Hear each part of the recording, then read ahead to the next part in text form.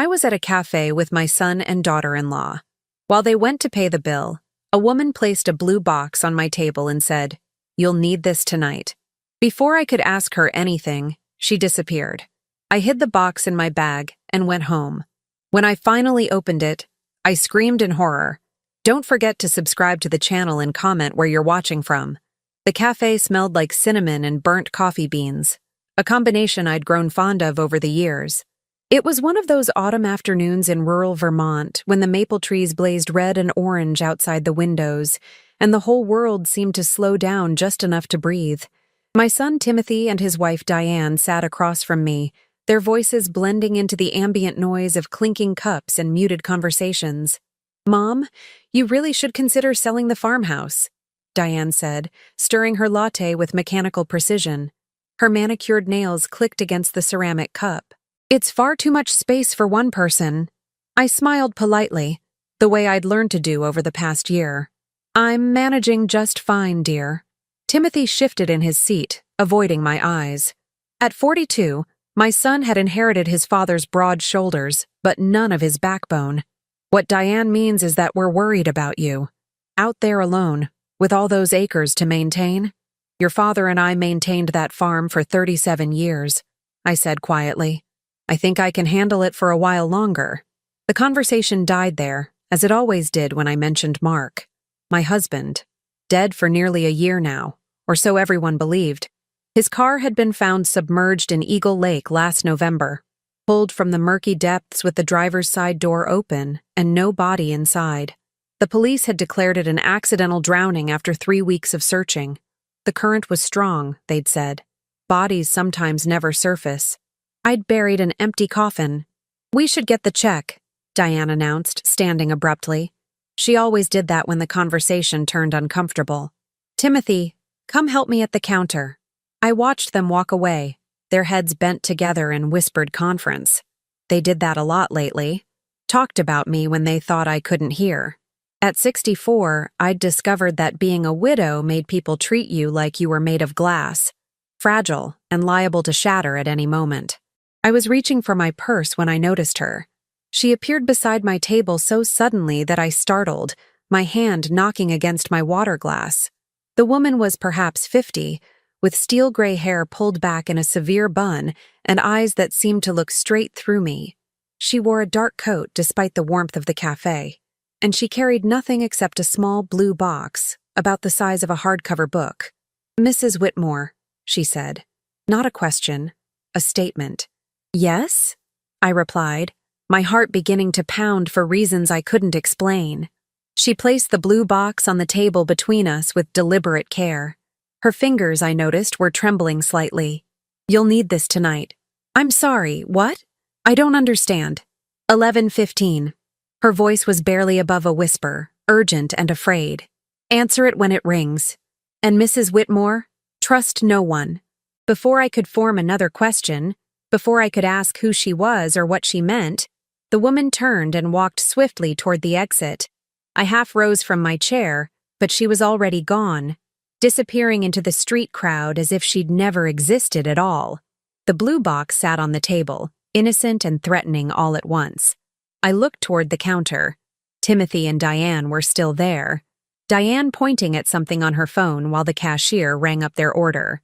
Neither had noticed the exchange. My hand moved almost of its own accord, snatching the box and shoving it deep into my purse just as they turned back toward the table. "Ready to go, Mom?" Timothy asked. "Yes," I managed, my voice steadier than I felt. "Yes, let's go." The drive back to the farmhouse was a blur. I let Timothy and Diane's conversation wash over me, something about property values and retirement communities. While my mind churned, the blue box felt like it was burning a hole through my leather purse. Who was that woman? How did she know my name? And what could she possibly have given me that I would need tonight? They dropped me off at the end of my long gravel driveway, declining my half-hearted invitation for coffee. I watched their SUV disappear down the rural road, red taillights fading into the dusk, before I finally allowed myself to breathe. The farmhouse stood before me, 2 stories of white clapboard and green shutters that Mark and I had painted together 5 summers ago. The barn loomed to the left, its red paint fading now, and beyond that stretched 40 acres of fields and woodland that had been in the Whitmore family for 3 generations. I'd loved this place once. Now it felt like a mausoleum. Inside, I locked the door, something I never used to do before Mark disappeared, and went straight to the kitchen. The blue box landed on the oak table with a soft thud. I stared at it for a full minute, my hands shaking, before I finally worked up the courage to open it. The lid came off easily. Inside, nestled in white tissue paper, was a cell phone. Not just any cell phone. Mark's cell phone. I recognized it immediately. The scratched case with the faded Dartmouth sticker. The crack in the corner from when he'd dropped it while fixing the barn roof 2 years ago. The police had told me they never found his phone. It must have gone into the lake with him, they'd said, lost to the depths along with his body. But here it was, in my kitchen, delivered by a stranger who knew my name. My hands were numb as I lifted the phone from the box. The screen was dark, lifeless. I pressed the power button with trembling fingers, half expecting nothing to happen. It powered on. The screen glowed to life, showing a full battery and a single bar of signal. The wallpaper was the same photo that had been there a year ago. Mark and me at our 40th wedding anniversary party, his arm around my shoulders, both of us laughing at something our granddaughter had said. My vision blurred with tears. This wasn't possible. The phone had been missing for a year. The police had searched. I had searched, going through every drawer, every pocket, every corner of this house looking for any trace of my husband. And now it simply appeared, handed to me by a stranger in a cafe. I checked the recent calls. Empty. Messages. Empty. Everything had been wiped clean except for that one photo, that one memory preserved like a ghost in the machine. The kitchen clock read 6:47 p.m. 11:15, the woman had said. Answer it when it rings. 4.5 hours to wait. 4.5 hours to sit with this impossible object and wonder if I was losing my mind. If grief had finally cracked something fundamental inside me. I made tea. Chamomile, the kind Mark used to joke was just hot plant water. I didn't drink it. I just held the mug and watched the steam rise while the phone sat on the table like an unexploded bomb. At 7:30, I tried calling Timothy. The phone rang 6 times before going to voicemail. I didn't leave a message. What would I say? Your father's phone just appeared? A strange woman gave it to me? He already thought I was fragile. This would push him over the edge into thinking I needed supervised care. At 8:15, I walked through the house, checking locks. The paranoia felt foolish, but the woman's words echoed in my mind. Trust no one. At 9, I pulled out the case files I'd kept from the investigation into Mark's disappearance. I'd read them so many times I had them memorized. Accident reconstruction reports. Witness statements from the fishermen who'd seen the car go into the lake. Dive team logs. Coast Guard search patterns. Everything pointed to a tragic accident. A wet road, a sharp turn, a moment of inattention that had cost my husband his life. But Mark had driven that road 1,000 times. He knew every curve, every pothole, and he'd been the most careful driver I'd ever known, almost to the point of annoyance. At 10 p.m, I found myself back in the kitchen staring at the phone. At 10:30, I started pacing. At 11, I sat down and forced myself to breathe. The clock ticked toward 11:15 with agonizing slowness. Each minute felt like an hour. My heart hammered against my ribs. Part of me wanted to throw the phone away, to pretend none of this had happened.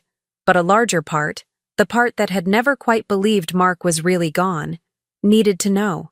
At 11:14, I watched the second hand sweep around the clock face. At 11:15 exactly, the phone rang. The sound was shrill in the silent kitchen, Mark's old ringtone, Born to Run by Springsteen, his favorite. My hand hovered over the device, shaking so badly I could barely control it. It rang again. The screen showed unknown caller, 3rd ring. I picked it up, pressed the green button, raised it to my ear. Hello? My voice cracked. There was silence on the other end. Not dead air. I could hear breathing, soft and measured. Hello? I said again, louder now. Who is this? More silence. Then, finally, a voice. Low. Distorted, as if passed through some kind of electronic filter. but unmistakably, impossibly familiar. "Christina," the voice said, "don't trust Timothy. Don't trust Diane. Don't trust the police. Your life is in danger." The line went dead. I sat frozen, the phone still pressed to my ear as the implications crashed over me like a wave. That voice. That distorted, electronically altered voice. It had sounded exactly like my husband, Mark Whitmore, dead for nearly a year, buried, or rather, commemorated, in an empty grave in the Oak Hill Cemetery. My husband had just called me, and he'd warned me that I was in danger. I didn't sleep that night. How could I? My dead husband had called me, or someone who sounded like him, someone who knew things only Mark would know. I sat at the kitchen table until dawn broke over the eastern fields, the phone in front of me like a piece of evidence I didn't know how to interpret. Don't trust Timothy. Don't trust Diane. Don't trust the police. Your life is in danger. By 6 a.m., I'd made a decision. I couldn't go to the authorities. The warning had been explicit about that. And I certainly couldn't confide in Timothy, not when the voice had specifically named him. Which meant I was alone in this, whatever this turned out to be. But I wasn't helpless. Mark and I had run this farm together for nearly 4 decades. I'd balanced books, negotiated contracts, dealt with lawyers and bankers and county inspectors. I knew how to research, how to ask questions, how to dig for answers. I just had to be careful. The first thing I did was examine the phone more thoroughly. In the morning light, I noticed details I'd missed the night before. The battery showed 100% charge despite the phone being missing for a year.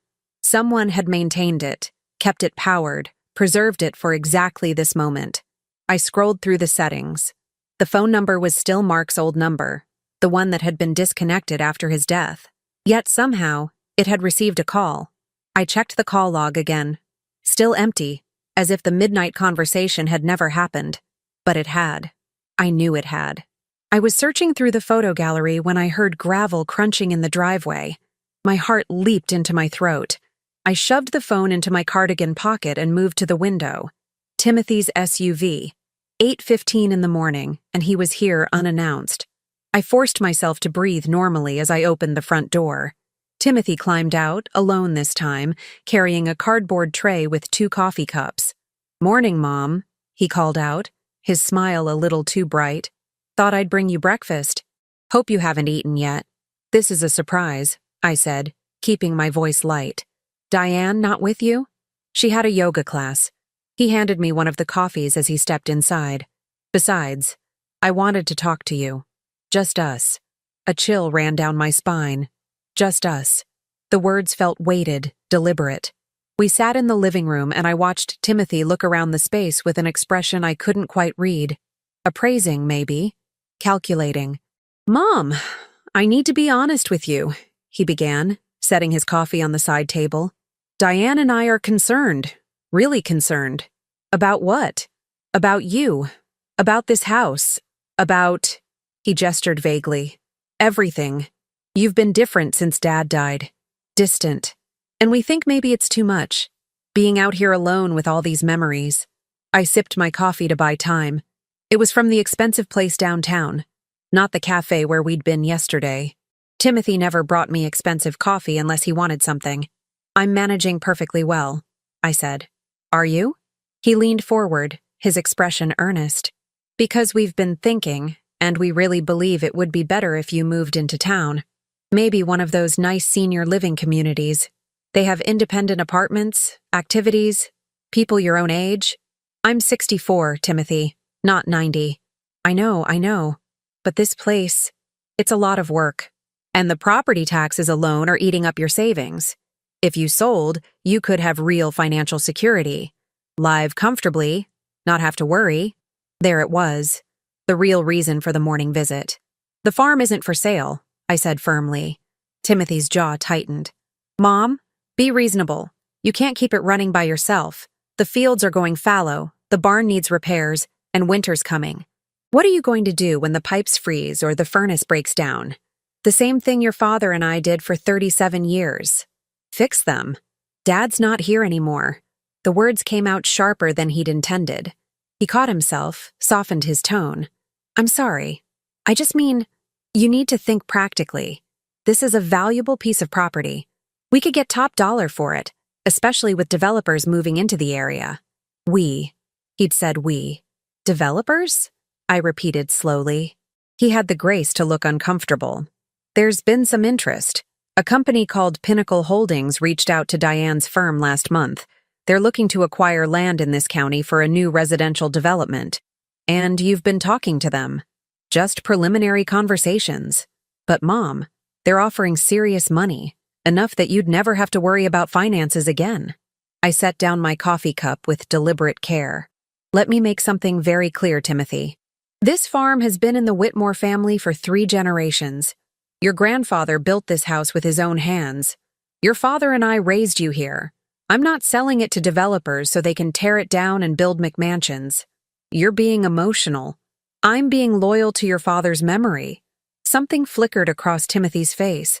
Guilt, maybe, or anger. Dad's dead, Mom. He's been dead for almost a year. We can't keep pretending otherwise. The phone in my pocket seemed to burn against my leg. If only Timothy knew. I think you should leave, I said quietly. He stood, his movements stiff. Fine, but think about what I said. Really think about it. Because Diane and we're not going to stand by and watch you run yourself into the ground trying to maintain this place alone. There was something in his tone that made my skin prickle. A hint of threat beneath the concern. What does that mean? It means we love you, and we're going to do what's best for you. Whether you like it or not. He left without another word, the door closing firmly behind him. I watched through the window as he sat in his car for a long moment, his phone pressed to his ear before finally driving away. My hands were shaking. I pulled out Mark's phone and stared at it. Don't trust Timothy, the voice had said. And now Timothy was pressuring me to sell the farm, had been talking to developers, was making veiled threats about doing what was best for me. What was happening here? I needed information. Real information, not just suspicions and paranoid theories.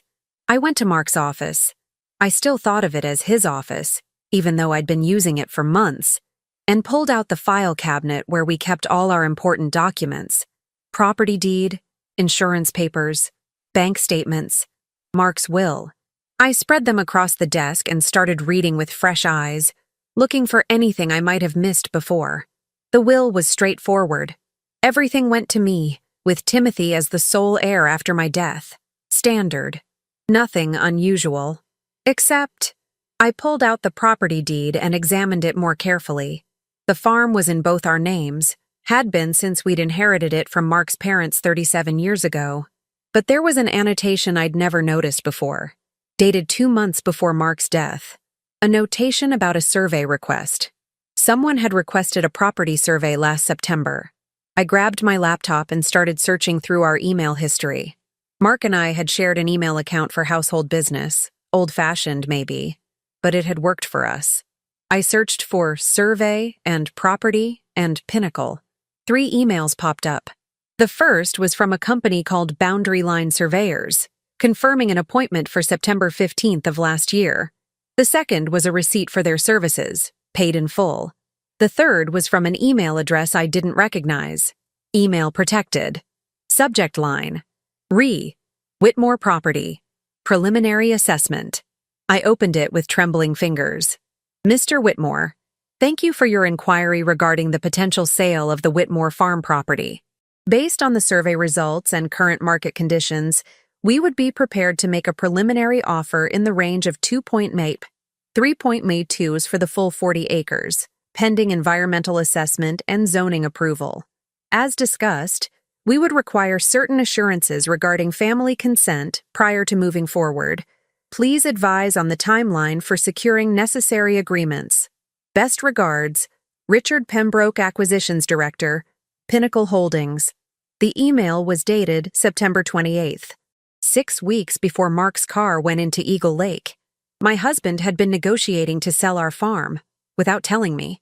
I sat back in the chair, my mind reeling. This couldn't be right. Mark would never. We'd always made decisions together. Always.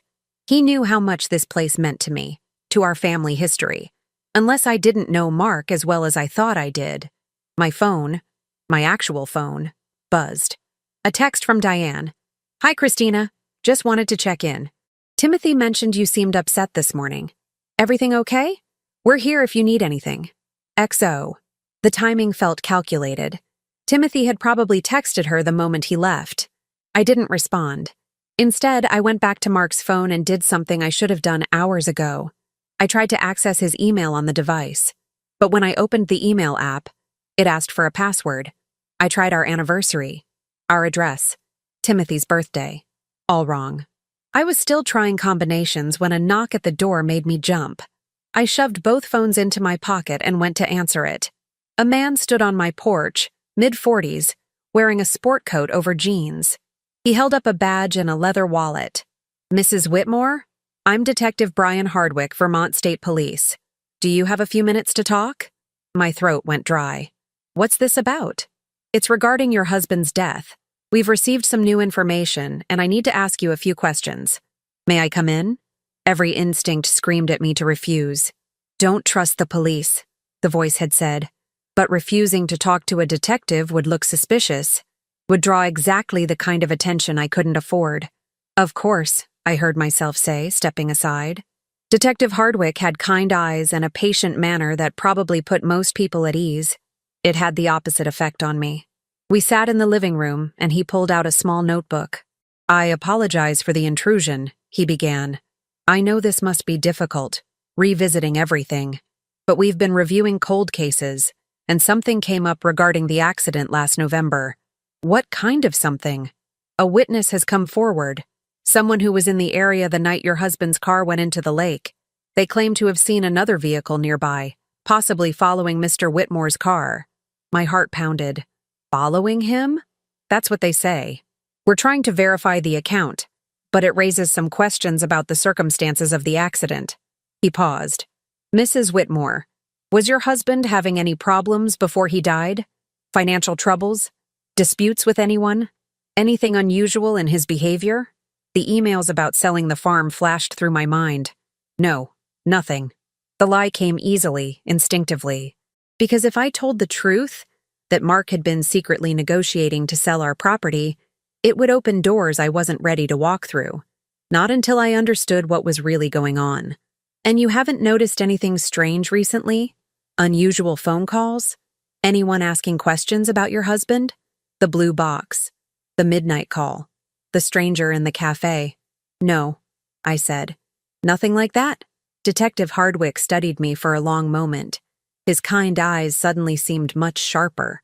Mrs. Whitmore, if there's something you're not telling me, now would be the time. If your husband's death wasn't an accident, if someone caused it, you could be in danger. The exact words the voice on the phone had used. I appreciate your concern, Detective, but I've told you everything I know.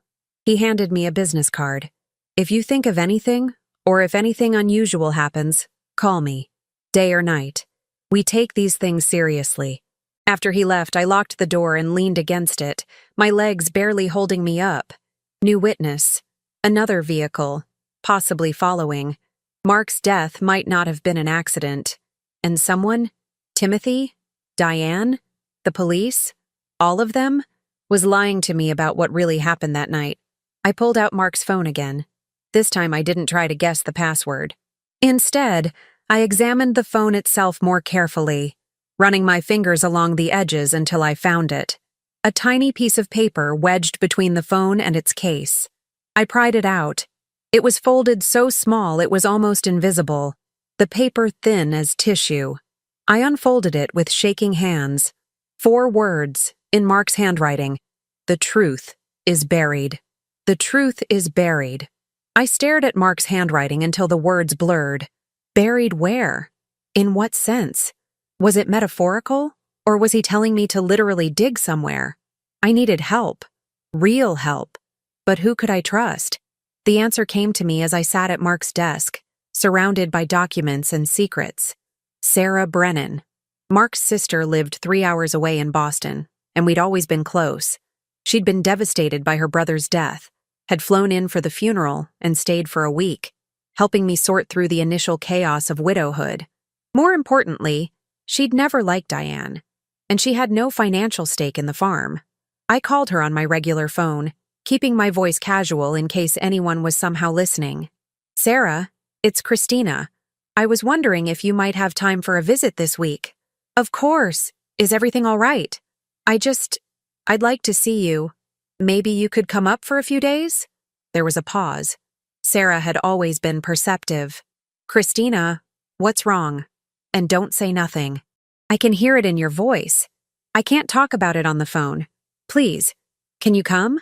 I'll leave tomorrow morning. Hang tight, okay?" After we hung up, I felt marginally better. One ally, at least. One person I could potentially confide in. But tomorrow was 24 hours away, and I couldn't just sit here waiting. The note said the truth was buried. If Mark had hidden something, where would he put it? I spent the rest of the afternoon searching the house. The attic, the basement, his workshop in the barn. I looked for loose floorboards, hidden compartments, anything that might conceal documents or evidence. I found nothing but dust and memories. By evening, I was exhausted and no closer to answers.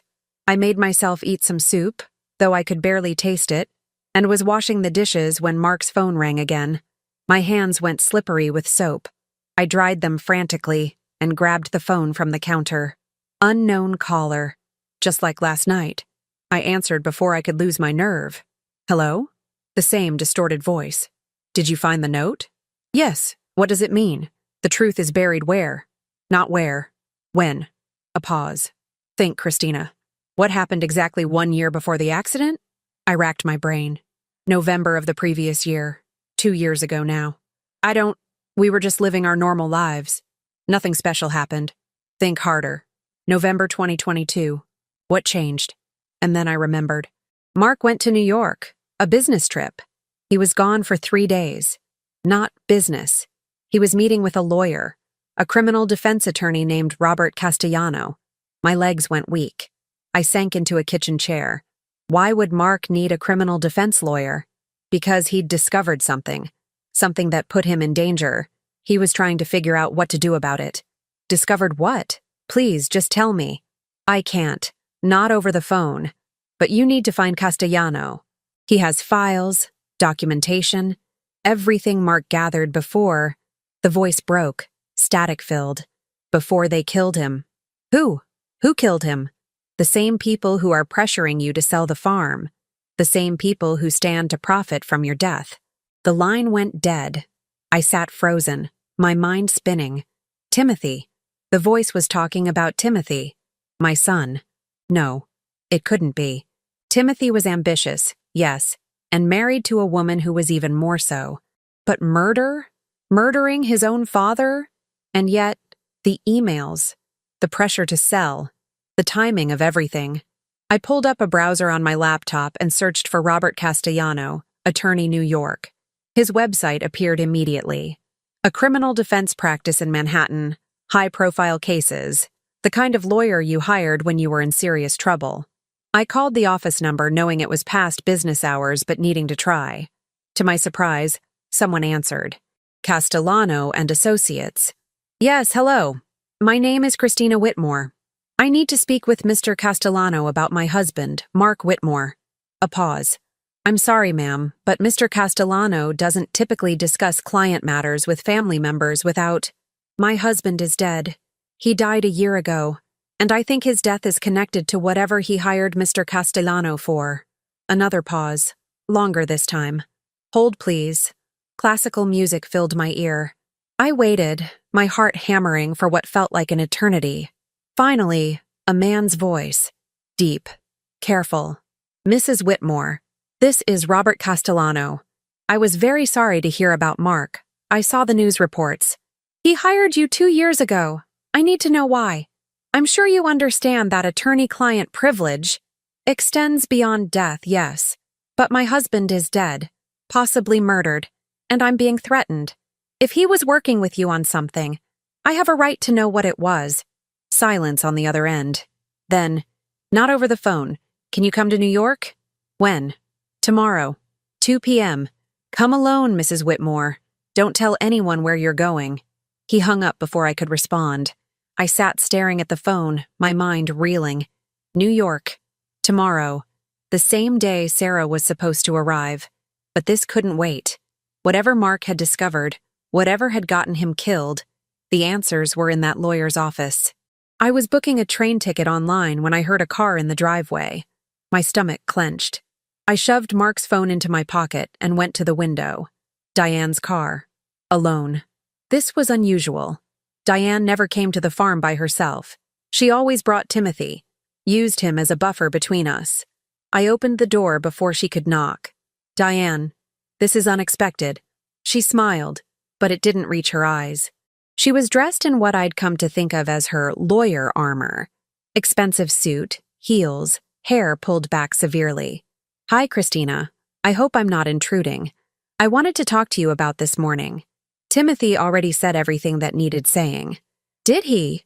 She stepped past me into the house without waiting for an invitation. Because I'm not sure he made our position entirely clear. Our position, not his. Ours. We stood in the living room, and I noticed how Diane's eyes swept across the space, cataloging, assessing, looking at my home the way a realtor might. Timothy told me you were upset when he mentioned selling, Diane continued. I understand. This is an emotional topic. But Christina, we need to be realistic here. I am being realistic. The farm isn't for sale. Even if keeping it means losing everything else? The words hung in the air like a threat. What does that mean? Diane sat down on the sofa, crossed her legs with deliberate grace. It means that maintaining this property is expensive. Property taxes, utilities, insurance, repairs, and your income is limited. I'm managing fine. Are you? Because I've been reviewing your financial situation. You've been what? As your daughter-in-law, as someone who cares about your well-being, I asked Timothy for access to the household accounts, just to make sure everything was in order. She pulled out her phone, scrolled through something. You've been dipping into savings at an unsustainable rate. At this pace, you'll be broke in 18 months. My face burned. You had no right. I had every right. Timothy is your heir. He needs to understand the financial situation he'll be inheriting. And frankly, Christina, what we found was concerning. Your late husband made some very questionable financial decisions in the months before his death. I went very still. What kind of decisions? Large cash withdrawals, payments to entities we can't trace, almost like he was hiding money. She looked up from her phone, her expression sympathetic in a way that felt calculated. We're not accusing Mark of anything improper, of course, but the irregularities raise questions that might interest the IRS. It was a threat, barely veiled, but a threat nonetheless. Get out, I said quietly. Christina, get out of my house. Now. Diane stood, smoothing her skirt. I'm trying to help you. We both are. If you'd just be reasonable about this, if you'd agree to sell, all of these problems would go away. You'd be financially secure, we could handle any complications from Mark's financial activities, and you could live somewhere more appropriate for someone your age. Someone my age, I repeated. You mean somewhere you could control me? I mean somewhere safe. Her voice hardened. This is a big property, Christina. Lots of isolated areas. The barn, the woods, that old well behind the north field. Accidents happen on farms, especially to elderly people living alone. The room felt like it was tilting. Are you threatening me? Of course not. I'm worried about you. She headed for the door, then paused. Oh, one more thing. We've been in contact with an elder care attorney. Did you know that in Vermont, family members can petition for guardianship if they believe a loved one is no longer capable of making sound decisions?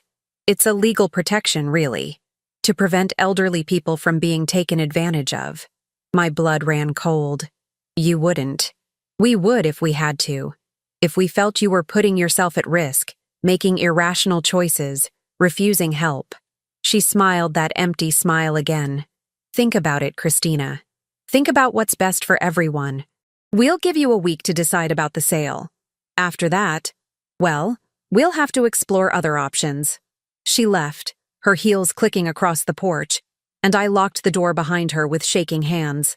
They were going to declare me incompetent, take away my rights, my home, my autonomy. and there was nothing I could do to stop them. They had lawyers, money, and apparently evidence of Mark's questionable financial decisions. I pulled out Mark's phone and stared at it. The cash withdrawals, the payments to untraceable entities. That wasn't hiding money. That was paying for something. Paying someone. Paying a lawyer in New York, maybe. Paying for information. Paying for protection. I went back to the computer and pulled up our bank statements from 2 years ago. There they were. Withdrawals of $5,000, $8,000, $12,000 over the course of 6 months. All marked as cash withdrawals from our savings account. All ending 1 week before Mark died. He'd been investigating something. Something big enough to require a criminal defense attorney. Something that had gotten him killed.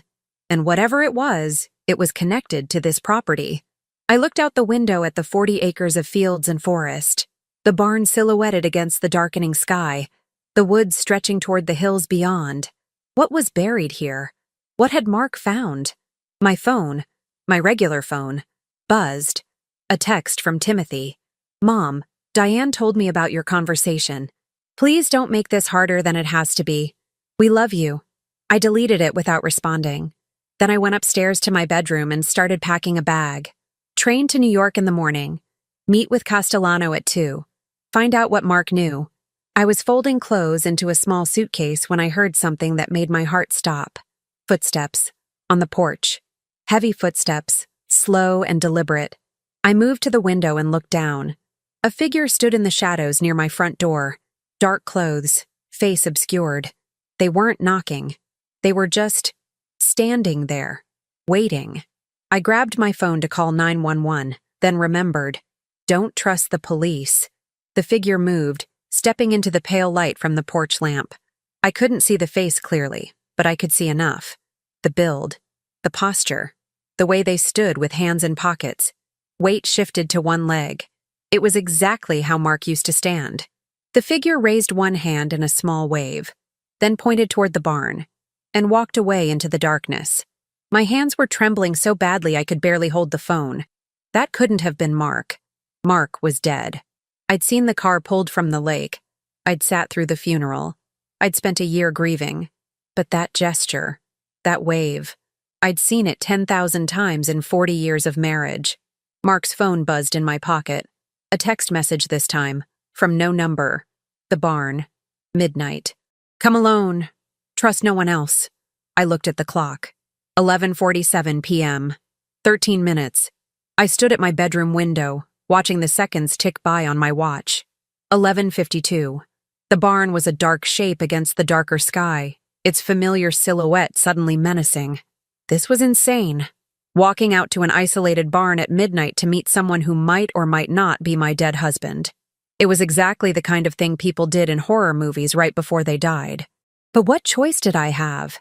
Every instinct I had screamed that the answers were out there. In that barn where Mark had spent countless hours working on equipment, where he'd taught Timothy to drive the tractor, where we'd stored 50 years of family history. I grabbed a flashlight from the nightstand drawer and headed downstairs, moving quietly even though I was alone. At the kitchen door, I paused. Some practical part of my brain insisted I needed protection, something I could use to defend myself if this was a trap.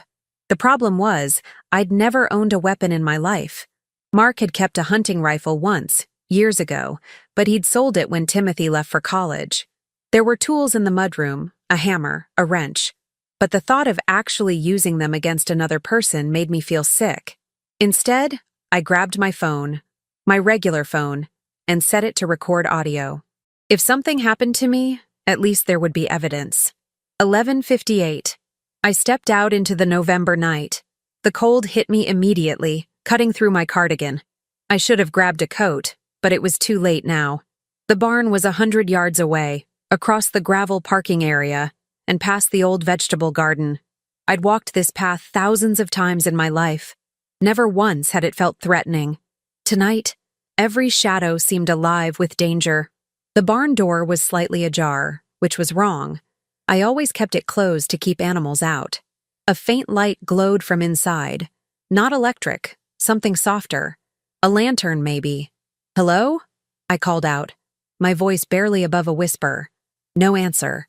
I pushed the door open wider and stepped inside. The interior was exactly as I remembered it. Stalls along one wall, Mark's workbench at the far end, the old tractor that no longer ran parked in the center. The light came from a battery-powered camping lantern sitting on the workbench, casting long shadows across the space. And standing beside the workbench, half in shadow, was a man. My breath caught. From this angle, in this light, he looked exactly like Mark. Same height, same build, same way of standing with hands clasped behind his back. Mark? The word came out broken. The figure stepped into the light. It wasn't Mark. But the resemblance was striking, close enough to be his brother, though Mark had only one sibling, Sarah, and she was very much female. This man was perhaps 50, with Mark's broad shoulders and sharp jawline, but his face was harder, more weathered. There was a scar running along his left cheekbone. "Who are you?" I demanded, anger replacing fear. "Why are you doing this to me?" "My name is David Hall," he said. His voice was different from the distorted one on the phone, rougher, with a slight accent I couldn't place. "And I'm doing this because your husband asked me to. Mark is dead." "I know. I was there." He moved closer, and I saw his eyes were red-rimmed, exhausted. I was the one driving the other car that night, the one the witness saw following him. My legs went weak. I grabbed the edge of the workbench for support. "You killed him?" "No." The word was fierce, pained. "I was trying to protect him. We both were." "Both?" He pulled something from his jacket pocket, a wallet. He flipped it open to show me a badge and ID card. Federal Bureau of Investigation. "Mark came to us 2 years ago," Hall said. "He'd discovered something about this property, something that put him in danger. I was assigned to his case." I stared at the badge, my mind refusing to process this. The FBI? Why would the FBI care about a family farm in Vermont?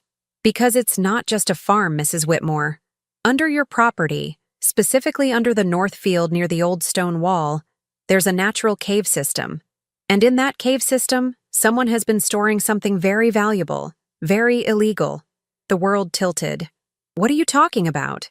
Hall moved to the workbench and pulled out a folder that had been hidden beneath some tools. "About 18 months ago, your husband noticed some unusual activity on the property. People hiking through your woods at odd hours. Tire tracks where there shouldn't be any. He started investigating on his own, which was dangerous and foolish but understandable." He handed me the folder. Inside were photographs. Night vision images of men carrying boxes through woods I recognized as mine. Close-ups of the cave entrance hidden behind the old stone wall. And most damning, photos of Timothy and Diane meeting with men I didn't recognize in parking lots, passing envelopes back and forth. "Your son," Hall said quietly, "discovered the cave system about 5 years ago. He's been renting it out to a drug smuggling operation. They use it as a storage facility. Drugs come up from the south, get stored here temporarily, then distributed throughout New England." I couldn't breathe, couldn't think. "Timothy, my son, a criminal. You're lying." "I wish I was. Your husband found evidence of the operation.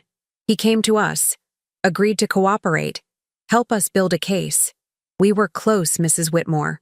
So close to making arrests. And then," his voice broke, "then someone inside the investigation tipped them off. We think it was local law enforcement. Maybe Detective Hardwick, maybe someone else. Mark was compromised. They knew he was working with us. So they killed him? They made it look like an accident. Forced his car off the road, into the lake. I was following in an unmarked vehicle trying to protect him, but I was too far back. By the time I got there," he stopped, composed himself. "I couldn't save him. I couldn't even prove it was murder. The local police handled the investigation, declared it accidental. Case closed." I sank onto an old wooden stool, my mind reeling. "Why didn't you tell me this a year ago?" "Because we didn't know who else was involved. If you'd known the truth, you might have confronted Timothy, or done something that would have gotten you killed too. The safest thing was to let you believe the official story while we continued investigating. And now? Now things have escalated. Timothy and Diane are pressuring you to sell because they need you gone. The longer you stay here, the more risk there is that you'll discover what they're doing. They can't have the property seized in a federal investigation, so they're trying to force you out, sell it quickly to a shell company, and destroy the evidence. I thought of Diane's visit, her threats about guardianship proceedings. They're going to have me declared incompetent. I know. We've been monitoring their communications. That's why I'm breaking protocol by contacting you now. Once they have guardianship, they can sell the property without your consent. We'll lose our chance to make the case. What case? You said Mark died a year ago. Why haven't you arrested them? Hall's expression darkened. Because we still don't have enough evidence. Mark gathered a lot of information, but he hid it before he died. We've been searching for months, following every lead, but we haven't found his documentation. Without it, we can't prove the connection between Timothy, the smuggling operation, and the property. The truth is buried, I whispered. What? I pulled out Mark's phone and showed him the note. He left this for me. The truth is buried. I thought it was metaphorical. But what if it's literal? What if he actually buried the evidence somewhere on the property? Hall stared at the note, then at the phone. Where did you get that? Someone gave it to me. A woman in a cafe. She said I'd need it. What did she look like? I described the gray-haired woman, and Hall's face went pale. That's Jennifer Ward. She was Mark's handler, my partner in the investigation. She disappeared 3 days ago. We thought... He stopped. If she's alive and passing you Mark's phone, it means she's gone dark, operating outside official channels. Why would she do that? Because she doesn't trust the Bureau anymore. If there's a mole in local law enforcement, there could be one in the FBI too. He grabbed my shoulders, his grip urgent. Mrs. Whitmore, you need to find what Mark buried. It's the only way to stop them and the only way to protect yourself. But I've searched everywhere. The house, the barn. I don't know where else. Think. The message said buried. Where would Mark bury something important? Somewhere only you would think to look. I closed my eyes, thinking back through 40 years of marriage. Mark and his hiding places. He'd always been paranoid about keeping important documents safe, had talked about getting a fireproof safe but never gotten around to it. And then I remembered. The garden, I said. My mother's rose garden behind the house. When we first moved here, I planted a memorial rose bush for her. Mark helped me dig the hole, and he joked about how it was deep enough to bury treasure. Hall was already moving toward the door.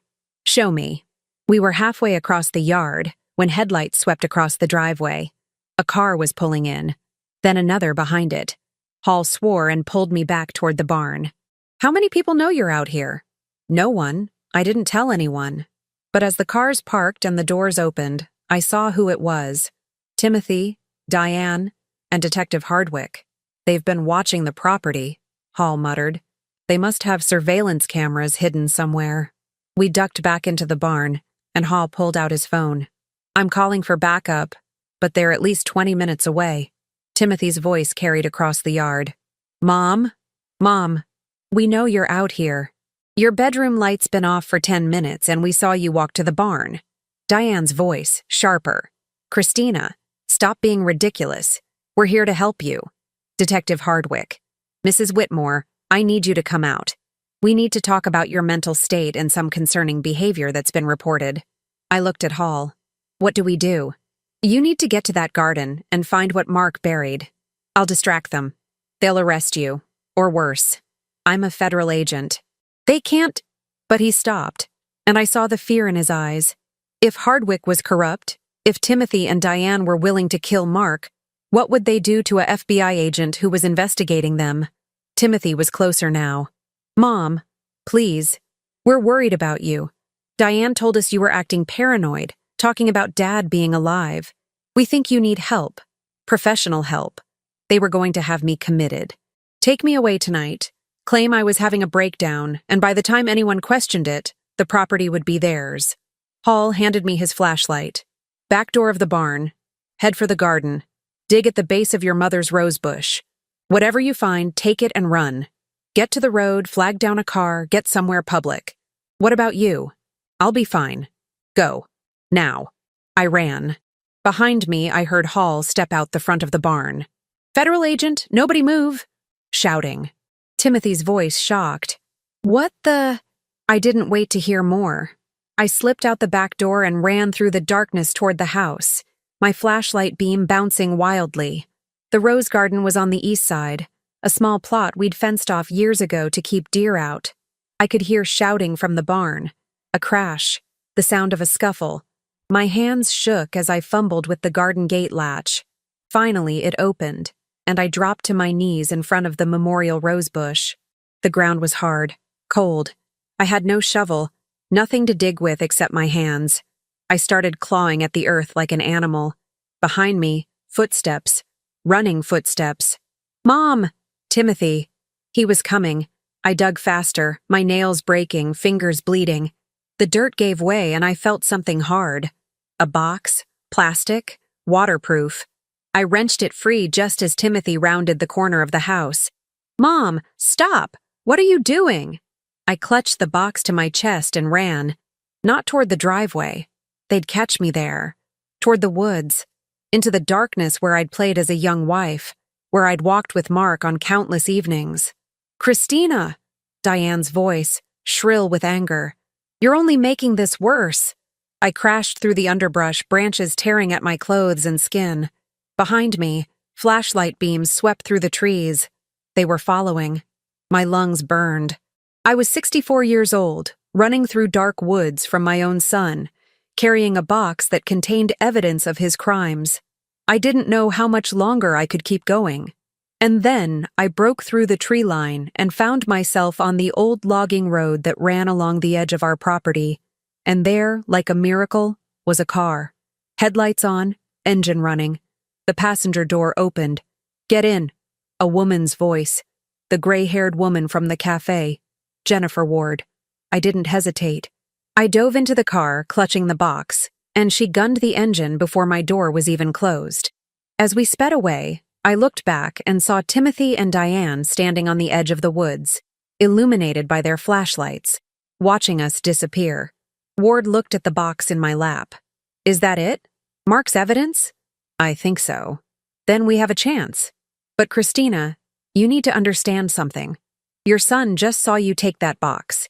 He knows what it contains. And he's going to do whatever it takes to get it back. Where are we going?" "Somewhere safe. Somewhere we can open that box and figure out exactly what Mark died trying to protect." She handed me her phone, where a mirrored feed of Timothy's messages was open. On the screen was a text message, just received, from an unknown number. "You have 24 hours to return the documents and convince your mother to sell. If you don't, we eliminate all loose ends." That means you, the FBI agent, and anyone else who knows about the operation. Your choice, Timothy. Family or prison. My son had 24 hours to choose between saving me and saving himself, and I had no idea which he would choose. Jennifer Ward drove us to a motel 40 miles away, a shabby roadside place where nobody asked questions if you paid cash. We sat in room 117, the box from Mark's grave between us on the stained carpet, and for a long moment, neither of us moved to open it. "Before we look," Ward said quietly, "you need to understand what opening this means. Once we see what's inside, once we know what Mark found, there's no going back. People have died for this information." "My husband died for it," I said. "I need to know why." She nodded and carefully pried open the waterproof seal. Inside were 3 items: a USB drive, a leather journal, and a sealed envelope with my name written in Mark's handwriting. My hands shook as I picked up the envelope. Ward busied herself with her laptop, giving me privacy as I carefully opened it. "My dearest Christina, if you're reading this, then I'm gone, and you've been smart enough and brave enough to find what I buried. I'm so sorry, my love. Sorry for the secrets. Sorry for the danger I've put you in. Sorry that I couldn't tell you the truth while I was alive. I discovered what Timothy was doing 18 months ago. I wanted to believe I was wrong, wanted to think my son couldn't be capable of such things. But the evidence was undeniable. He'd been using our property to facilitate drug trafficking, making hundreds of thousands of dollars while putting our family and our legacy at risk. I confronted him. He cried, said he'd gotten in over his head with debts from Diane's lifestyle, promised it was almost over. Like a fool, I believed him. I gave him 2 months to extract himself from the operation. He tried to have me killed instead. The first attempt was subtle, brake lines on my truck, made to look like mechanical failure. I survived only because I happened to take your car that day. The second was less subtle, a break-in while you were visiting Sarah, where someone searched my office and tried to make it look like a robbery. I knew then that Timothy wasn't going to stop. That's when I went to the FBI. Agent Ward has been my lifeline, and Agent Hall has risked everything to protect both of us. If they're helping you now, trust them completely. On this USB drive is everything. Financial records linking Timothy to the smuggling operation, photographs, recordings of conversations, documentation of the cave system and its use. It's enough to put him in prison for 20 years. But Christina, here's what you need to understand. Timothy didn't do this alone. Diane orchestrated everything. She found the contacts, set up the operation, pushed Timothy into it when he hesitated. And she has connections we didn't know about. Her law firm represents some very dangerous people. That's why the local police can't be trusted. That's why even the FBI has been compromised. The journal contains my personal observations and a detailed account of how I discovered everything. Use it however you see fit. I know this will break your heart. I know you'll want to protect Timothy despite everything, because that's who you are. Kind, forgiving, always seeing the best in people. But please, my love, protect yourself first. Our son made his choices. You don't have to suffer for them. I love you. I have loved you every day of our 40 years together. I'm sorry I won't be there to grow old with you, to see more grandchildren, to take that trip to Ireland we always talked about. Be strong. Be smart. And remember, you have always been the toughest person I know, even when you didn't realize it. Forever yours. Mark. Tears streamed down my face as I read the last line. Ward handed me a tissue without comment. He knew, I whispered. He knew Timothy would try to kill him. Yes, and he built this case anyway, because he believed in doing the right thing. Ward pulled up files on her laptop from the USB drive. Mrs. Whitmore, this is incredibly thorough. Financial transactions, dates, times, photographs of meetings. Mark even managed to get recordings of conversations between Timothy and the smugglers. This is everything we need. I wiped my eyes and forced myself to focus. So, what do we do with it?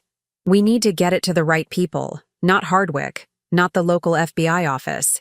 I have a contact in the Boston field office, someone I trust absolutely. If we can get this to him... Her phone rang. She glanced at the screen and her expression darkened. It's Hall. She put it on speaker. Jennifer. Hall's voice was tight with pain. They broke my arm. I'm at Hardwick Station, supposedly for questioning. But they've made it clear I'm not leaving until Christina returns the evidence. Are you... I'm fine. But listen to me carefully. Timothy and Diane aren't working alone. The smuggling operation belongs to a man named Victor Kozlov. He's not going to wait 24 hours. He's going to force the issue tonight. How? They're planning to go to your sister's house, Sarah Brennan, in Boston. They know you two are close, think you might have sent her the evidence or might run to her for help. If they don't find what they're looking for... He didn't finish the sentence. My blood turned to ice. Sarah. I'd called her just this morning, asked her to visit. If something happened to her because of me... Ward was already grabbing her keys. We'll warn her. Get her somewhere safe. No, I said. Both of them looked at me. No, this ends tonight. I'm tired of running, tired of hiding, tired of letting them control everything. Christina, these are dangerous people. And I'm a dangerous woman when my family is threatened. I picked up Mark's journal, flipping through pages of his neat handwriting. Mark spent months building this case. He knew exactly what he was doing. And I think he left me more than just evidence. I found the page I was looking for, a diagram of the cave system under our property, with dates and times marked at various points, and a note in the margin, emergency exit tunnel leads to Old Peterson Farm. They don't know about this route. Ward, how many agents can you get here in the next 2 hours? If I call my contact in Boston, maybe 6, maybe 8. But that's not enough to... It's enough. Here's what we're going to do. I laid out the plan. using everything I knew about my property, everything Mark had documented, everything I'd learned about Timothy and Diane's operation. Ward listened, her expression shifting from doubt to cautious optimism. "It's risky," she said finally. "Everything about this is risky, but I'm not letting them hurt Sarah. I'm not letting them destroy what Mark died for, and I'm not letting my son become a murderer." She nodded slowly. "Okay, let's do it." By 10 p.m., we were back at my farm. It felt surreal, walking up my own driveway like a criminal returning to the scene of a crime. But this was my home, my land, my family's legacy for 3 generations. I wasn't going to lose it to drugs and corruption and my son's terrible choices. The house was dark except for one light in the kitchen. Ward had called ahead, set up the meeting. Timothy and Diane thought I was coming to negotiate, to return the evidence in exchange for my safety and Sarah's. They had no idea what was really about to happen. I walked through my front door, unlocked, as requested, and found them waiting in the kitchen. Timothy sat at the table, his head in his hands. Diane stood by the window, perfectly composed in a black suit, her phone in her hand. Detective Hardwick was there too, leaning against the counter with his arms crossed. And 2 other men I didn't recognize, large and intimidating, who were clearly Kozlov's people. "Mom," Timothy looked up, and I saw my son, really saw him, maybe for the first time in years. He looked exhausted, frightened, decades older than his 42 years. "Thank God. Are you okay?" "Am I okay?" I kept my voice level, calm. "Timothy, you tried to have me committed tonight. You've been using our family property for drug trafficking. You were part of the plan to kill your father. So no, I'm not particularly okay. I didn't—" He stopped, looked at Diane. "I didn't want any of this. You have to believe me." "Enough." Diane's voice was sharp. "Christina, you have something that belongs to us. We need it back, now." "What I have," I said, "belongs to the FBI. Evidence of your crimes. Evidence that your husband murdered my husband." "Mark's death was an accident," Hardwick interjected. "The official report was falsified by you, Detective. In exchange for what? Money? Protection for your own illegal activities?" His face reddened. "You can't prove—" "Actually, I can." I pulled out my phone, my regular phone, the one I'd set to record audio in the barn last night. "You see, I've been recording everything. Every conversation, every threat, every admission, including Agent Hall's statement about your corruption before you arrested him." The room went very still. Diane's expression didn't change, but her hand tightened on her phone. "You're bluffing." "Am I? Would you like to hear the recording of you threatening me yesterday? Talking about accidents on farms, about guardianship proceedings, about making my problems disappear?" I looked at Timothy. "Or maybe you'd like to hear your conversation with Diane 3 nights ago, where she told you that your father had to die because he knew too much?" Timothy's face went white. "How did you—" "Your father wasn't the only one who knew how to hide recording devices. I've had this house wired for audio for 3 months, ever since you started pressuring me to sell. I wanted to know why my loving son suddenly cared so much about property values." It was a lie. I hadn't recorded anything until last night, but Mark's journal had mentioned that Timothy and Diane often had their planning conversations in my kitchen, thinking I was too old and too deaf to hear them from upstairs. The suggestion that I'd been listening all along was enough to shake their confidence. "You're lying," Diane said, but her voice wavered. "The USB drive has it all. Every recording, every transaction, every piece of evidence Mark collected, plus everything I've gathered since his death. And it's not here before you ask. It's already in the hands of the FBI. One of Kozlov's men moved toward me. Then you're no use to us. Touch her, and you're on camera." Ward's voice came from the doorway. She stood there with her weapon drawn, and behind her were 6 more agents, all armed. "Federal agents. Everyone on the ground, hands visible." Chaos erupted. Hardwick went for his gun. One of Kozlov's men lunged for me. Timothy shouted, "No!" and tried to intervene. And then the lights went out. Ward had cut the power, just as we'd planned. In the darkness, I dropped to the floor and crawled toward the mudroom, counting steps in my head. 5, 6, 7, gunshots, shouting. The sound of bodies hitting the floor. I reached the mudroom, felt for the door handle, slipped outside into the cold November night. Behind the house, more FBI agents were emerging from the woods, flooding the property. Ward had brought more than 6. She'd brought a dozen, all positioned around the house, barn, and surrounding forest. The arrests happened quickly after that. Hardwick, face down in my kitchen with his hands cuffed behind his back. Kozlov's men, subdued by agents who'd been waiting for exactly this moment. And Diane, still trying to negotiate, still trying to lawyer her way out of a situation that no amount of legal maneuvering could fix. Timothy they found in the living room, sitting on the couch with his hands raised, tears streaming down his face. "I'm sorry," he kept saying. "Mom, I'm so sorry. I didn't mean for any of this. But you let it happen," I said quietly. "You chose money over family, over your father, over everything we taught you. I know. Diane said it would only be for a little while, just until we paid off our debts. And then it got bigger and I couldn't stop it, and you could have come to us, to your father and me. We would have helped you. Dad found out. I told him everything. And he said he was going to the police, that he couldn't protect me from this. And Diane said that meant he had to." Timothy broke down completely. "I didn't want him to die. I swear I didn't. But Diane said it was him or us, and I was scared, and I didn't stop it. I should have stopped it." I looked at my son, this man I'd raised, this person I thought I knew, and felt something break inside me. Not my heart. That had broken a year ago when Mark died. This was something else. The final severing of an illusion. The last remnant of the family I thought I had. "Goodbye, Timothy," I said, and I walked away. Outside, Ward found me sitting on the porch steps, wrapped in the coat one of the agents had given me. "Hall is at the hospital," she said. "Broken arm, some bruised ribs, but he'll be fine. He wanted me to tell you that Mark would be proud. Mark would be heartbroken.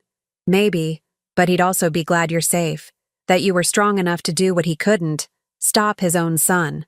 I watched as they led Timothy to a police car, not Hardwick's car, a federal vehicle. He looked back once, his eyes meeting mine, and I saw the little boy he'd been, the child who used to help his father in the fields, who'd built tree houses and collected tadpoles, and promised he'd always take care of me when I got old. "Will they offer him a deal?" I asked. "If he testifies against Diane and Kozlov?" "Probably. He's looking at serious time either way, but cooperation might reduce his sentence." Ward sat down beside me. "I know this isn't the ending you wanted." "No," I agreed. "But it's the ending Mark fought for. Justice, truth, even when it hurt." The FBI finished loading people into vehicles. Kozlov's men, Diane still arguing with her lawyer on the phone, Hardwick silent and defeated. The farm that had been a crime scene was slowly returning to just being a farm, though it would never feel the same. Sarah pulled up just as the last vehicle was leaving. She jumped out of her car and ran to me, gathering me into a fierce hug. "Jennifer called me, told me what happened. Are you okay? Are you hurt?" "I'm fine, I'm actually fine." And the strange thing was, I meant it. The fear that had been crushing me for days was gone, replaced by something solid and sure. I'd faced the worst: betrayal, danger, the loss of my son in a way more painful than death. And I'd survived. More than survived. I'd won. Mark's evidence was in the right hands. The smuggling operation was shut down. Corrupt officials were arrested. And my farm, my family's 3-generation legacy, was safe. "Come on," Sarah said gently. "Let's get you inside. You need rest." "Actually," I said, standing up and brushing off my pants, "I need to make some phone calls. There's a lawyer in New York who's been waiting to hear from me. And then I need to start making arrangements." "Arrangements for what?" I looked at the farmhouse, the barn, the 40 acres stretching into darkness. "For keeping this place running. It's too much for one person. Mark was right about that. But I'm not selling it to developers. I'm going to find someone who will help me maintain it properly. Maybe turn it into something useful. Maybe—" Mark's letter had mentioned a trip to Ireland we'd always planned. Maybe there were other dreams we'd postponed. other possibilities we'd never explored because we were too busy just managing day to day. Maybe it's time to actually live, I said. Really live. The way Mark would have wanted. Sarah smiled through tears. He would have wanted that very much. We went inside, and I locked the door behind us. Not out of fear this time, but simply out of habit.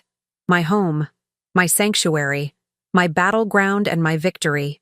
Tomorrow would bring lawyers and statements and the long legal process of prosecuting everyone involved. Tomorrow would bring grief and reckoning and the hard work of rebuilding.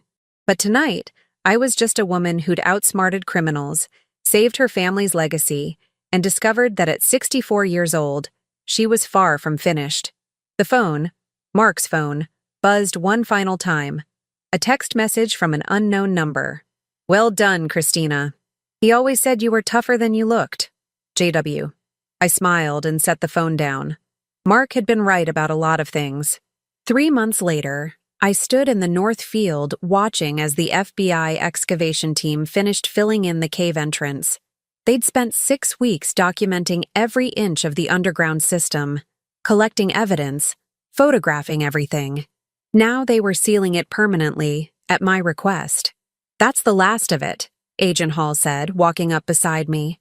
His arm was out of the cast now, though he still favored it.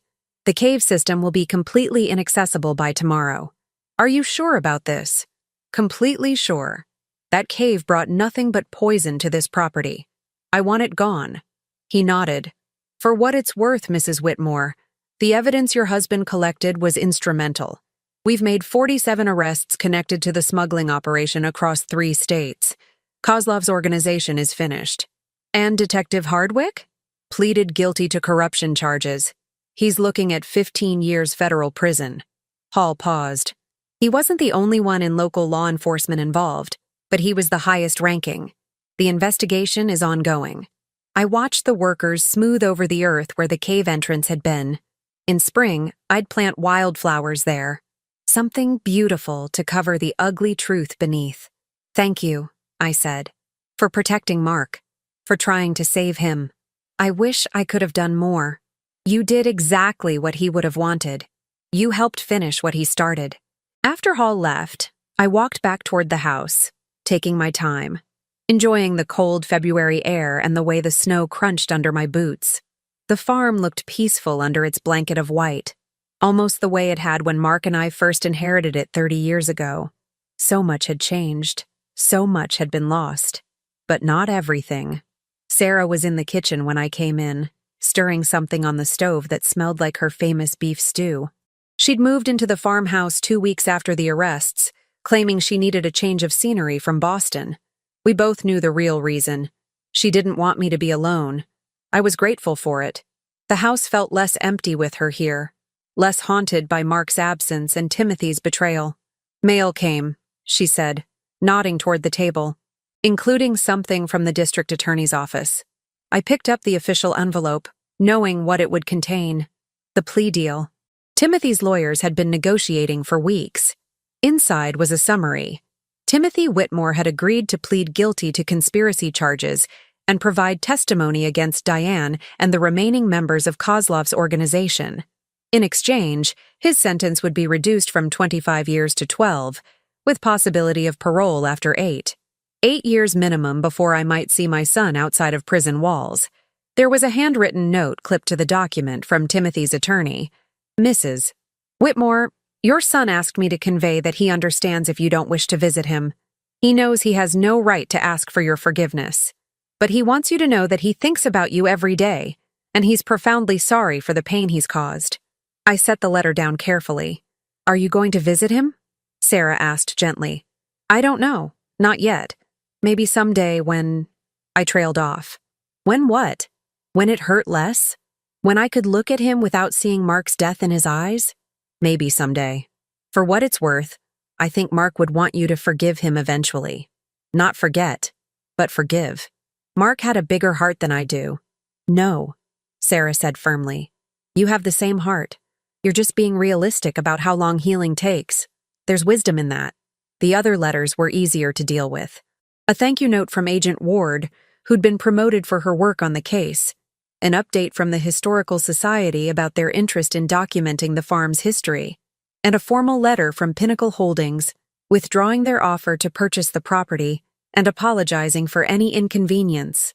I'd learned that Pinnacle Holdings was a shell company owned by Kozlov's organization.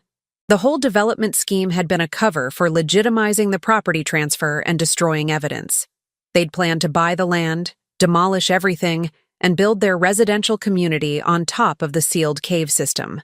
It would have worked too, if Mark hadn't been the careful, thorough man he was. If he hadn't noticed the small inconsistencies, the odd visitors, the tire tracks where they shouldn't be. My husband had saved this farm with his attention to detail and his unwavering sense of right and wrong. Even knowing it would cost him everything, he'd chosen truth over family loyalty. I wasn't sure I could have made the same choice, but I was grateful every day that he had. A week later, I drove into town for my appointment with Robert Castellano. He'd flown up from New York specifically to meet with me, insisting there were matters we needed to discuss in person. His temporary office was in a converted Victorian house near the town square. He greeted me warmly, his handshake firm, his eyes kind behind wire-rimmed glasses. "Mrs. Whitmore, thank you for coming. Please sit." We settled into chairs by a fireplace, and he pulled out a folder I recognized immediately. "Mark's file. I've been waiting to give you this until the criminal proceedings were settled," he said. "Your husband was not just my client, Mrs. Whitmore. He became my friend. What he was doing, building a case against his own son, took remarkable courage. It broke his heart. I know. He talked about it often. The conflict between doing what was right and protecting his child." Castellano opened the folder, but he wanted to make sure that if anything happened to him, certain provisions were in place. He updated his will through my office 6 months before his death. My breath caught. Updated it how? First, he established a trust. He'd been quietly selling off some investments, nothing that would attract attention, but enough to create a substantial fund. $230,000. I stared at him. I never knew. He was very discreet. The trust is in your name, with specific instructions for its use. He wanted to ensure that the farm could be maintained properly, that you'd have financial security regardless of what happened with the criminal investigation. Timothy doesn't know about this? No one knew except Mark and myself. The trust was designed to be invisible until it was needed. And there's more. He pulled out another document. Mark also created a provision that in the event of his death under suspicious circumstances, Timothy would be disinherited entirely. The farm, the property, all remaining assets would go solely to you, with Sarah Brennan as alternate beneficiary should you predecease her. The paper blurred as tears filled my eyes. Mark had known that Timothy might be behind his death, known that I'd need protection from my own son's greed, known that I'd need the means to fight back. He thought of everything, I whispered. He was a remarkable man. He also left you a letter. He gave it to me 2 months before his death, with instructions to deliver it only after all legal proceedings concluded. Castellano handed me a sealed envelope. He said you'd know what to do with it when the time was right. I didn't open the letter until I was back at the farm, sitting in Mark's office with the door closed. Sarah respected my privacy, staying in the kitchen while I carefully broke the seal. My dearest Christina, if you're reading this, then everything I feared has come to pass. The legal matters are resolved, and you know the full truth about Timothy, about the farm, about everything I discovered and tried to stop. I imagine you're angry with me for keeping secrets. You have every right to be. We promised each other no secrets, and I broke that promise. But I need you to understand why. I kept the truth from you because I couldn't bear to break your heart before it was absolutely necessary. You loved Timothy so completely, so unconditionally. Telling you that our son was a criminal, that he was willing to kill his own father, would have destroyed something beautiful in you. That capacity for love, for seeing the best in people. I couldn't take that from you until there was no other choice. I know that by the time you read this, your heart is already broken. I'm sorry, my love. So profoundly sorry. But here's what I need you to know. This isn't the end of your story. You're 64 years old and you have so much life ahead of you. Don't let Timothy's choices define your future. Don't let my death trap you in grief. The farm is yours now, truly yours, to do with as you wish. If you want to keep it, the trust will help. If you want to sell it and travel the world, do that. If you want to turn it into something completely new, I support that too. What matters is that you live, Christina. Really live. Not just survive or endure, but thrive. Remember our dreams? Ireland in the spring. Learning to paint. Taking cooking classes in Italy. Writing the novel you always talked about. We put those dreams on hold because the farm needed us. Because Timothy needed us. Because there was always something more important. Nothing is more important than your happiness now. Nothing. I've set up the trust so you'll have freedom. Freedom to choose, to explore, to become whoever you want to be in this next chapter. You've spent 40 years being a wife, a mother, a farmer. Now be Christina, just Christina, and discover what that means. I'll be watching over you, my love. Cheering you on, proud of your strength, your courage, your incredible capacity to keep going even when everything falls apart. You are the strongest person I have ever known. You just don't realize it yet. All my love, forever and always. Mark P.S. There's one more thing in the trust. A first-class ticket to Dublin, open-ended, whenever you're ready to use it. We'll take that trip together after all. You'll just have to tell me about it when we meet again. I sat in that office for a long time, crying and laughing, grieving and healing all at once.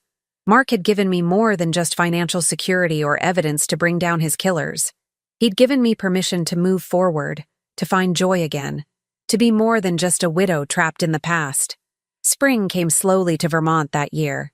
The snow melted gradually, revealing the brown earth beneath, and I spent my days planning the garden I'd plant, the repairs the barn needed, the ways I could make the farm productive again. Sarah and I hired a young couple, Daniel and Rebecca Porter, recently married, passionate about sustainable agriculture, to help run the property. They moved into the small cottage at the edge of the north field, the one Mark's grandparents had built, and threw themselves into the work with an enthusiasm that reminded me of my younger self. The farm began to transform. We converted 10 acres to organic vegetable production. We repaired the barn and brought in chickens, goats, a small dairy cow. We started a farm stand on the road, selling produce to locals and tourists. It would never be what it was in Mark's time, but it was becoming something new, something vital, something that honored the past while reaching toward the future. On a warm day in May, I finally went to see Timothy. The federal prison was 3 hours away, a sprawling complex of gray buildings surrounded by fences. I sat in the visiting room with my hands folded on the table, waiting, my heart pounding. When they brought him in, I barely recognized him.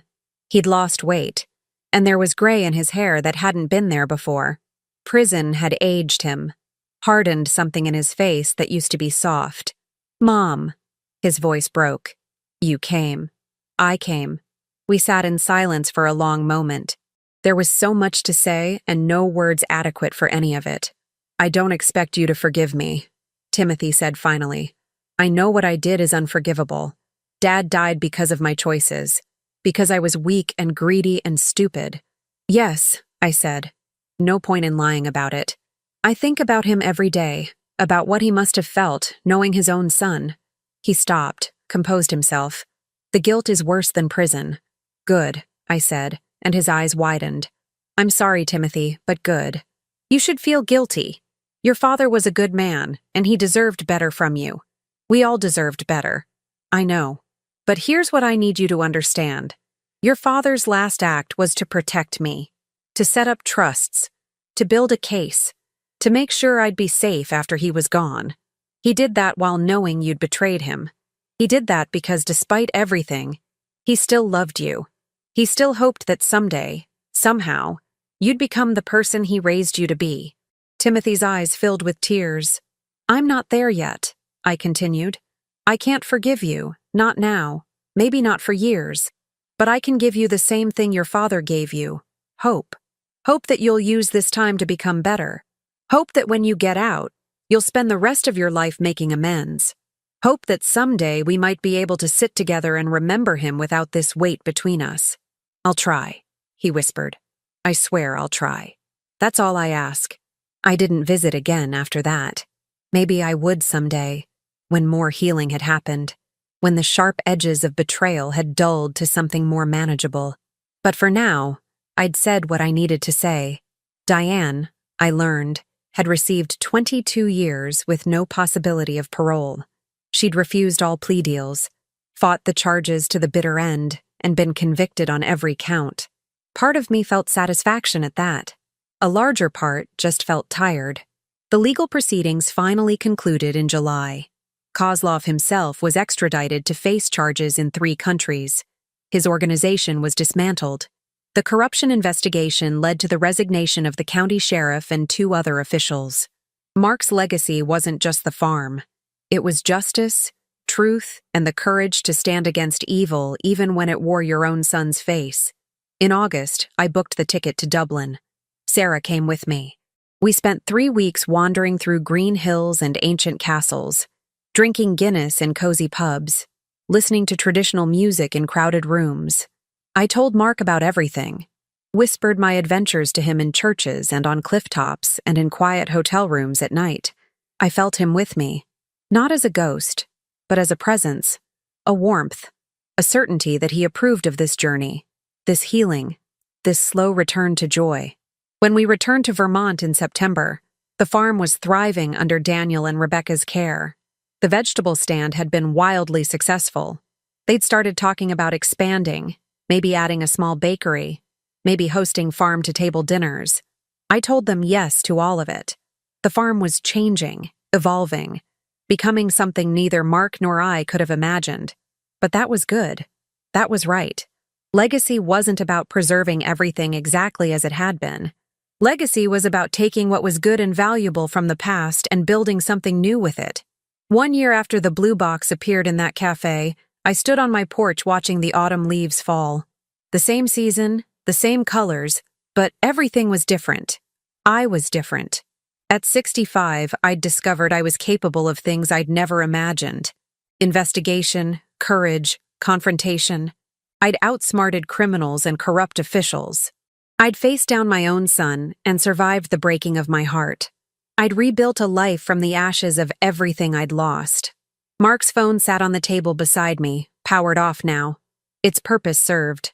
I'd never learned who the mysterious voice on the other end was, whether it was some electronic trick of Agent Ward's, or Hall using a voice modulator, or something else entirely. It didn't matter. What mattered was that it had given me the push I needed, the warning that had saved my life. Sarah came out with 2 mugs of tea and sat beside me. "What are you thinking about?" she asked. "Everything. Nothing. How strange life is. Strange doesn't quite cover it." We sat in comfortable silence, watching the day fade to evening.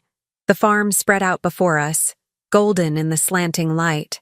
My home, my battleground, my victory. "Mark was right, you know," I said finally. "I am strong. I just never knew it."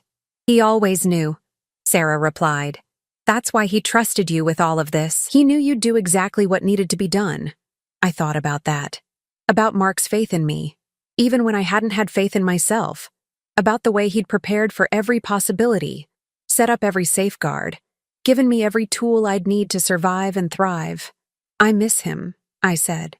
"I know. But Christina, look at what you've built. Look at what you've accomplished. He'd be so proud." She was right. Despite everything, the betrayal, the violence, the loss, I'd emerged on the other side stronger, wiser, more fully myself than I'd ever been. The farm would continue. The truth would be remembered. And I would keep living, really living, with the courage and wisdom that only came from surviving the unthinkable. I was 65 years old, and my story was far from over. In fact, I realized as I watched the sun set over my 40 acres of hard-won peace, it was just beginning. Now tell me, what would you have done if you were in my place? Let me know in the comments. Thank you for watching, and don't forget to check out the video on your screen right now. I'm sure it will surprise you.